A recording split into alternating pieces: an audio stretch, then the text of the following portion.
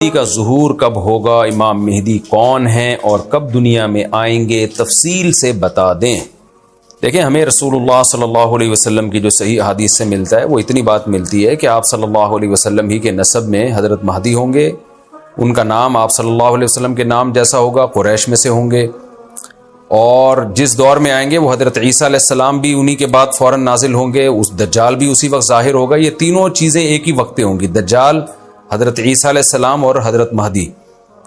اور حضرت مہدی دمشق میں مسجد میں نماز کے لیے کھڑے ہوں گے کہ اچانک حضرت عیسیٰ علیہ السلام فرشتوں کے کندھوں پہ ہاتھ رکھ کے دمشق کے مینار پہ اتریں گے، پھر وہاں سے سیڑھیوں سے نیچے آئیں گے کیونکہ دارالاسباب میں داخل ہو چکے ہیں۔ حضرت مہدی ان سے کہیں گے کہ آپ نماز پڑھائیں، وہ انکار کریں گے۔ حضرت مہدی کی اقتداء میں حضرت عیسیٰ علیہ السلام نماز پڑھیں گے اور پھر دونوں کی اقتداء میں جہاد ہوگا۔ تو مجاہدین کے امام ہوں گے حضرت مہدی۔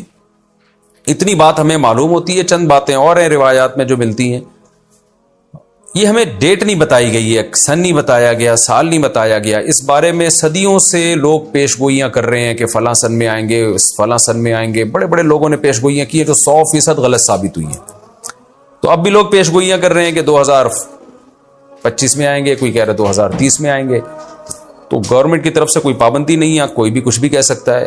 نبی صلی اللہ علیہ وسلم نے اس کو مبہم رکھا ہے، صحابہ نے مبہم رکھا، نہ صحابہ نے نبی سے تاریخ پوچھی، نہ مہینہ پوچھا، اور نہ نبی نے بتایا۔ اور ایسی چیزوں میں اسلام اس کو مجمل ہی رکھتا ہے، کیونکہ وہ مہینہ آتا اور اس مہینے میں کوئی بھی اٹھ کے مہدی کا دعویٰ کر دیتا تو کنفیوژن پیدا ہو جاتی نا۔ اس لیے ہمیں اس پر مبہم ایمان ضروری ہے، مجمل ایمان ضروری ہے۔ مبہم تو نہیں کہیں گے، مجمل۔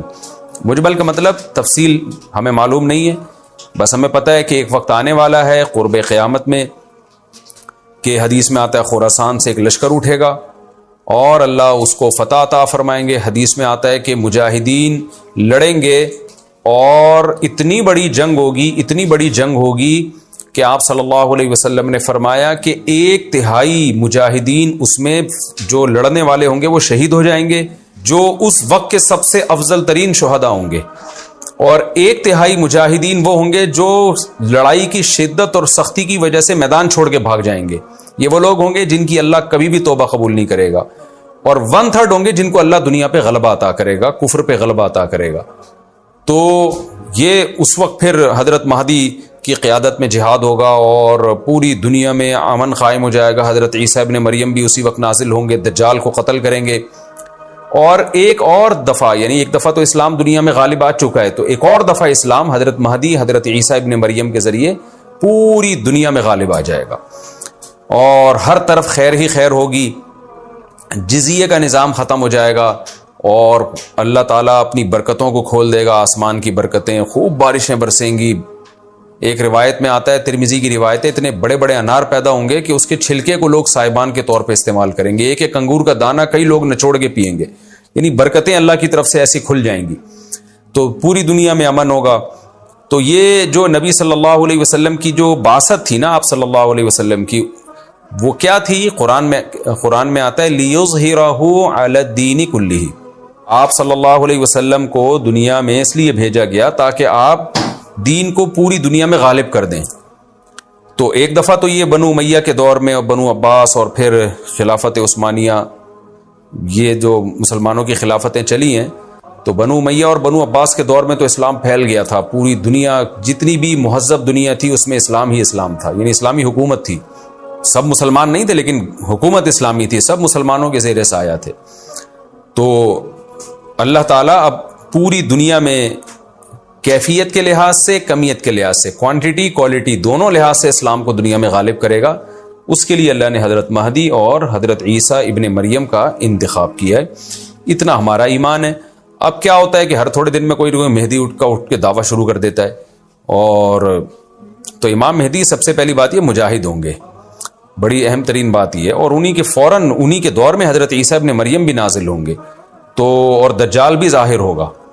تو اس لیے یہ تینوں چیزیں ایک ساتھ ہیں، اس لیے ان کو پہچاننے میں اہل اسلام کو دشواری نہیں ہوگی۔ حضرت مہدی کو تو لوگ خود تلاش کریں گے، ان کی علامتوں میں سے یہ بھی ہے، وہ دعویٰ نہیں کریں گے، لوگ اہل اللہ، بزرگان دین، علماء ان کو خود تلاش کریں گے۔ آج لوگ خود دعویٰ کر رہے ہوتے ہیں حضرت مہدی ہیں، میں حضرت مہدی ہوں، تو وہ دعویٰ جو کرے گا اس کا مطلب وہ تو ہو ہی نہیں سکتا۔